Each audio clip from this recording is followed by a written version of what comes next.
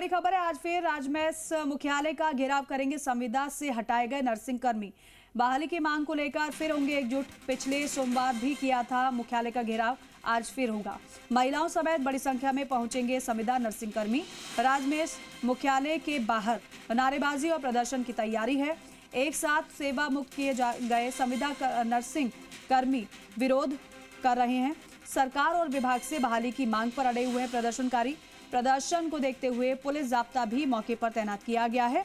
इससे पहले भी ये प्रदर्शन कर चुके हैं, एक बार फिर ये घेराव करने के लिए पहुंचेंगे। महिलाओं समेत बड़ी संख्या में जो नर्सिंग कर्मी हैं वो इस दौरान मौजूद रहने वाले हैं। राजमहल मुख्यालय के बाहर प्रदर्शन की इनकी तैयारी है। और प्रीति हमारे सहयोगी फोन पर है। प्रीति, क्या अभी स्थिति है? क्या ये प्रदर्शन शुरू हो चुका है या फिर होगा, और क्या पुलिस की ओर से तैयारी?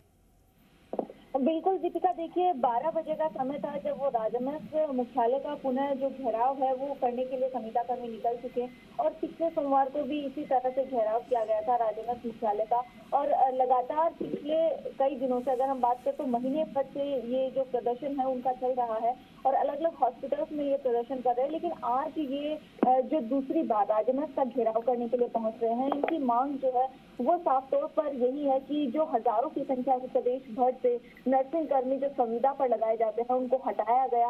उनको इनके ये होता है कि जब ज्वाइनिंग मिलती है तो जितने साल इन्होंने संविदा पे कार्य किया होता है उस आधार पर बोनस अंक दिए जाते हैं। तो 5 साल का जो समय पीरियड होता है या 10 जितने साल ये लोग करते हैं उतने साल का जो बोनस है वो ऐड होता है। लेकिन बीच में इस तरह से हटाए जाने पर इनको किसी तरह का बोनस नहीं मिलेगा। एक तरह से इनकी जो ज्वाइनिंग होती है उसमें ये जो है वो प्रॉब्लम हो सकता है। इस चीज को देखते हुए संविदा करने में काफी ज्यादा रोष नजर आ रहा है और इनका यही कहना है कि जब कार्य की जरूरत है तो नए संविदा पर लोग क्यों रखे गए हैं, हमें क्यों हटाया गया।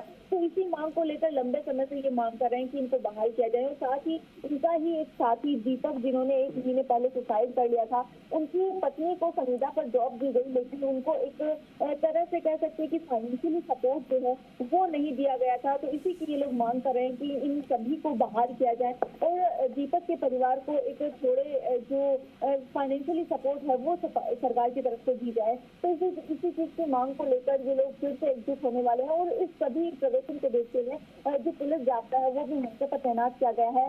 बाकी अगर हम बात करें तो सोमवार को जिस तरह से ये लोग पहुंचे थे उसके बाद पुलिस प्रशासन ने इनको समय रहते जो है वो टैकल किया और सिचुएशन को संभाला। और आज भी भारी संख्या में ये लोग पहुंच रहे हैं और पूरे राजमहल का फिर से घेराव किया जाएगा। पुलिस जाब्ता जो है वो इसी चीज को देखते हुए मौके पर तैनात भी किया गया है। ठीक है प्रीति, शुक्रिया जानकारी के लिए।